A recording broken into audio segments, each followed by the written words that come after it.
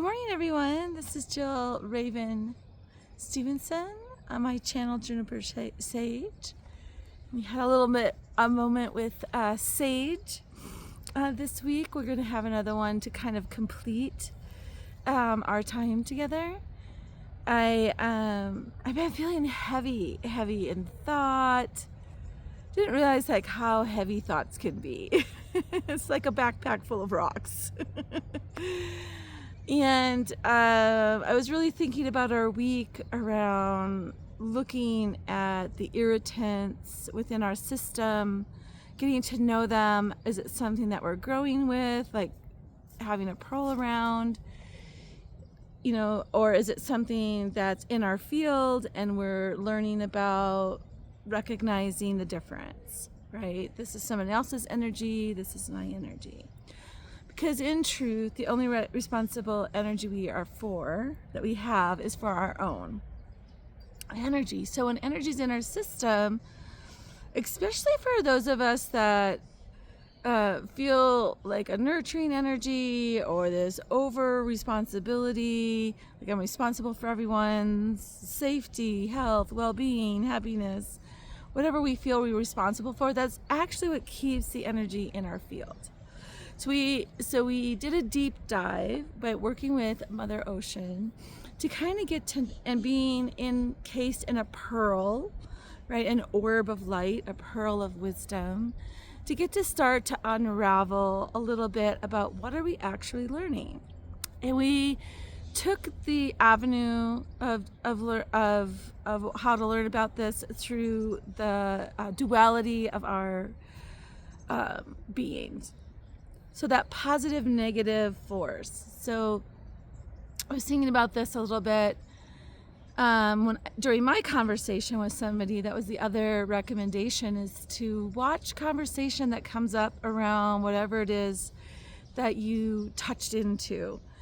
And for me, it was all around rejection, and I had to look at, well, on some level, our body rejects things that aren't good for it, like it throws it up or it eliminates it, like it's not healthy. And it is also a form of boundaries and discernment. On the other hand, when we're little, the energy of rejection feels and looks a lot different. So it gets imprinted. So our relationship to our ability to discern can become clouded. So that's what I'm learning. I'm unclearing that, right? So within that dynamic of rejection is rejection, right? It's just a word, and we can put a positive spin on that or a negative spin on that. But in the essence of it, it's just rejection. So that can be, for some of you, that is just unknown or unclear, or whatever it's tapping into.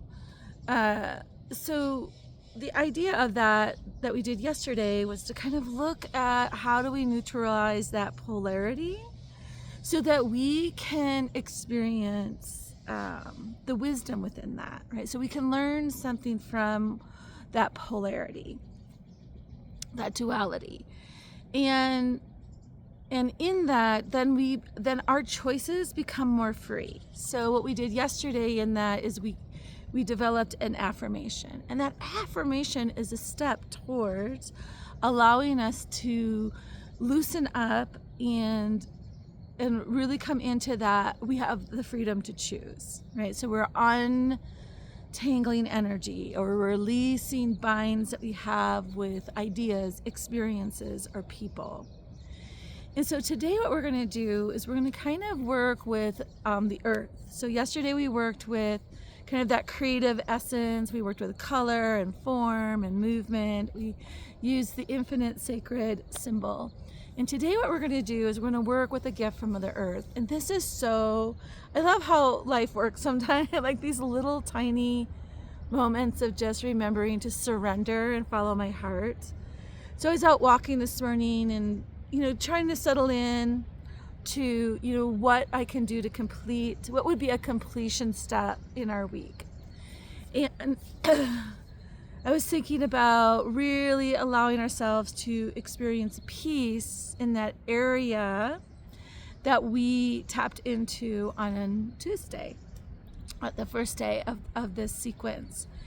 And I'm walking and I come up to my house and I have an idea of what's going to happen. And I come up to my house and there's this stone sitting on my fence post, and it wasn't there when I left because I put something near it, near where it was. And I'm like, I don't recognize this stone. I don't even know where the stone came from. It's very fascinating.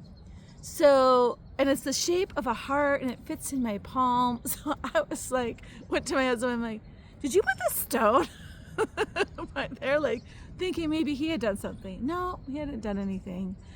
So I don't know how the stone got there. What I do know is I feel very grateful. It fits so beautifully in my hand. It looks familiar. It looks like a familiar stone. It definitely comes from the river and it's smooth, right? So I'm always paying attention to that. So I'm going to show you the medicine of stones, like how I would work with stones when I'm working with this discord that I've now surrendered to the ocean, which I think is interesting because it just definitely has water lines. All right. So stones are so wonderful. They feel heavy. They can help us kind of anchor, ground into the moment. It can help our emotions kind of run out of our system. So we're just kind of left with the nugget that we need to work with. Right? Stones are storytellers. They have lots of information in them. When you start kind of letting your spirit eyes look at them, like this is fitting into my hand. So it's really remembering to teach from my heart and to attend to myself with love and compassion. And that was one of my words that came up yesterday, was compassion. And it looks like it has a hand on it. So there's some kind of protective energy in it. Like, if I put this up, you won't be able to see it, but I can see a little bit of watermarks that almost go around this hand that looks like there's a start of a heart in it. If I look from a distance, what will it remind me of? Oh, it reminds me of, I could paint Mother Mary on here, looking at the inner child. Like, I just think she's such a gift for the inner child. So I'm kind of like looking at it that way. So stones are amazing, and just by holding them, like, what do we feel? So what I'm going to do is I'm going to offer this meditation that's going to take me deep into my womb, because that's where my space kind of got activated on Tuesday. And I'm going to walk you through how a meditation I would offer myself, and in that offer it to you. So it's kind of like watching a healing happen in this framework of heal thyself, right? So the stone is helping me heal thyself. Okay, so first of all, I just want to give a moment and thank Mother Earth for her sweet gift this morning. Thank Mother River for her gift because she's in here, right? And just thank whatever guide, little gift giver, place this in my awareness. And I'm just going to kind of rub my hands over it and just kind of get a moment. So if you have a stone nearby, this is a good thing to grab. Or if you have one in mind that you need to run get, like, this is a perfect time to go and grab it and have this experience with me. You don't have to have a stone to have this experience with me. And the next thing I'm going to do is I'm just going to have a moment and take a few breaths in through my nose and out through my mouth to kind of center and just kind of calm down so I can really receive. So again, it's just a few breaths in through the nose and out through the mouth.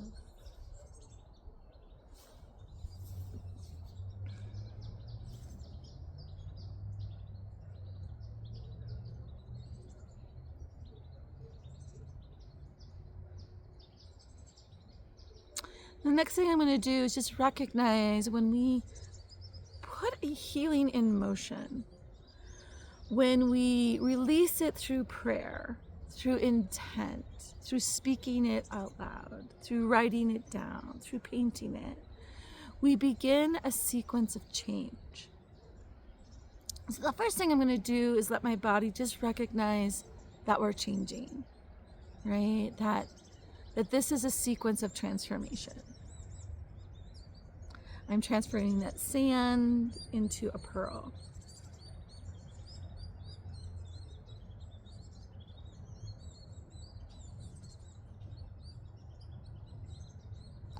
The next thing I'm going to do is just kind of ask, like, what does my body need in support of this change? So it looks like I need to drink more water, which I've been feeling. So more water, more electrolytes, more energy moving through my system. So something around water. When I let myself recognize that, I'll go into the layer of what does my heart need during this time of change. Steady, loving presence. So for me, it's to stay present within this change. So now my morning meditations will take on a different resonance. It's a little bird. It'll bring me to that area that's in a shift, in a change. And so for me, it's that womb where my umbilical cord was when I was a little baby. So I'm going to stay present. And these are the questions I'm going to ask every day. What does my body need today? What does my heart need today? And then I'm going to ask, what does my mental field need in support of this change?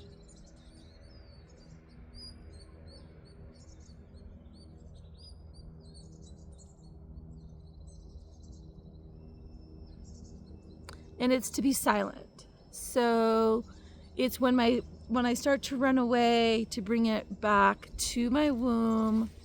Right, so I'm drinking water today.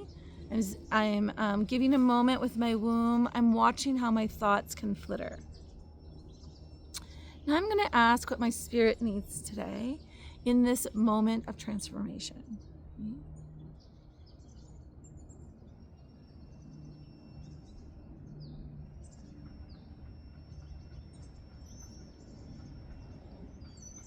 So what I get with that is I get a lot of purple light behind me, and it kind of moves into white light, and then there's this sword, or this blue light coming in, and what I see is kind of like this sword coming up and out.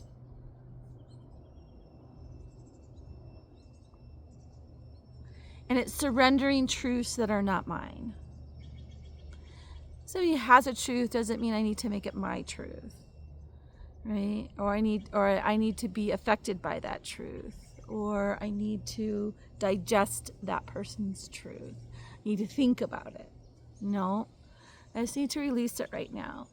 So I'm gonna let myself do that. And so again, I'm very visual, and this is something I've done for a long time. So it's very easy for me to get information from spirit. And so for some of us that are just beginning, it could be, I just feel this pressure and it feels warm, and I'm just going to feel that. Or I feel this white light, or I see this white light, so I'm just going to receive that. So for me, I can go into some details of that. And some of you might already be there, or it might just all of a sudden be like, oh, I didn't realize, that was my spirit talking to me. So just kind of take your time with that. So again, I'm holding a stone. As you can see, it naturally wants to be here. I'm asking what my body needs, right? I'm asking what my heart needs. I asked what my mind needed, and I asked what my spirit needed. And it's all preferenced around supporting myself through this change in the surrendering. Right? So how did the water help me? I surrendered it to the water, right? Well, got the stone from the river. So I already know that, right? Water is something I need to be drinking. So she's already attending to me, right? She's already taking my request and working with me. So remember, we surrendered it to the Mother Ocean. Now, my part of it is to follow the guidance I'm given. So watch when my thoughts flitter away. Watch when I feel I'm responsible for other people's truths. So I have 2 cues, right, that I can start to be aware of. And my spirit gave me this moment of this beautiful purple light and this blue light, so for me, I'm just describing. And then this sword came out and this beautiful understanding of releasing other people's truths, right? So now the last thing I'm going to do is I'm just going to have a moment to seal this up, this moment with Mother Earth and all of the layers of my consciousness. And I'm just going to ask a final question of what does my intuitive body need during this time of change?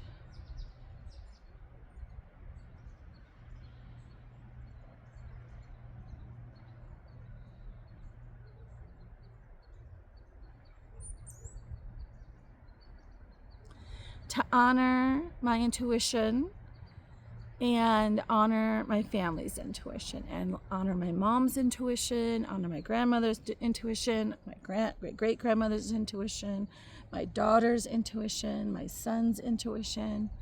So I can see my sister's intuition, so that's, if you remember, on Tuesday, I really found this to be a lineage thing. So to me, it's taking a moment and really honoring their own intuition as their own. So that's a step for me, right? So then I want to offer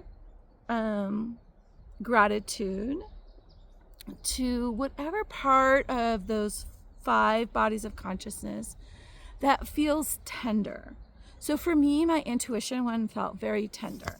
So I'm gonna, I'm gonna offer a beautiful gift to that. And it's just this beautiful white, so funny, white lotus that turns into this swan.